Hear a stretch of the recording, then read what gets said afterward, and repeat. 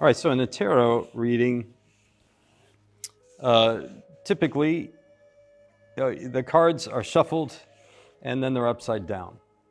And the point of that is so that you don't know what you're drawing. In fact, with my clients, I tend to be a little bit of a stinker. I like to make fun of them if they're going to like start acting like they're actually going to figure out what the card is, because the card could be changing midair for all we know. You know, the whole point is that you don't know what the cards are, right?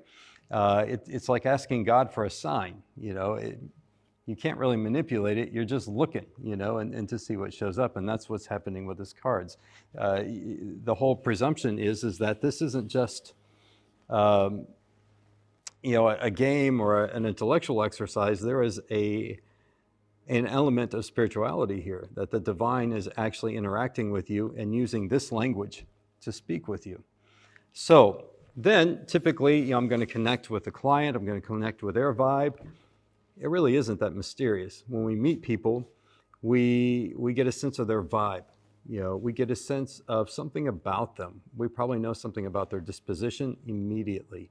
You know, when we're taught as youngsters not to judge a book by the cover, you know, not to judge people by first impressions, you know, to get to know them. And in many ways, that is very good advice. But in some ways, it's very bad advice, because it's in that first impression that you usually do get the right information. There's a reason the cover is the cover, right? You should pay attention. It may take you a while to figure out what the context is or how that reveals itself, but it typically does, right? And so I'm connecting with that with somebody. Then I usually will have them hold or connect with the cards in some way, and then have them draw a few cards. So for example, you know, and you always set your intention before you draw them. People come in and they've got all kinds of things they want to know about. So your spread or the positioning of the cards and how many cards you're drawing are all going to have much to do with what the question is. You know, what the circumstance is. Is it a complex thing? Is it a simple one? So when drawing the cards, the first thing I need to do is set the intention for what it is that I'm looking at, right? So in this situation, let's do a reading. I'll do a 3-card draw, and we'll say that it is the situation, context, and perspective. Okay, so you know, what's the situation? What context is it happening within? And then what perspective are we working with? So to begin with, we've got the 4 of Pentacles, okay? So the situation has to do with abundance. You know, I know when I'm seeing Pentacles, I'm working with, you know, material stuff, you know, the stuff we invest in, the stuff that we're producing. So this is typically money, or the job with which we are producing the money. Your home, specifically either a physical construct of a home or the family you live with. Your health, you know, is a direct result of how you're investing in your health. You know, those types of things, the things that are foundational in your world. And so I know here that somebody is holding on to those things. It looks like they're pretty solid. Now, I don't know yet how I'm going to perceive this, whether it's something that's a coaching opportunity or a strength. We're going to see that when we see the other 2 cards. So there's a conversation here, which means there's a whole context. So the next card is the Hierophant, okay? And so with the Hierophant, I'll turn him right side up. With the Hierophant, this is a big major theme. It is the context within which the subplot of the 4 of Pentacles is happening, okay? The Hierophant is largely intellectual as well as spiritual.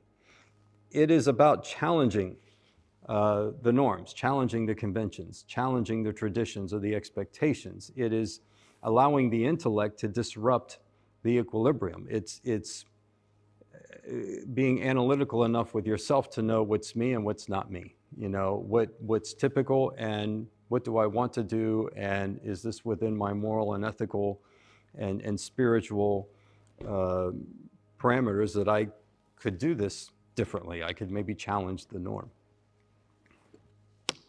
And then the perspective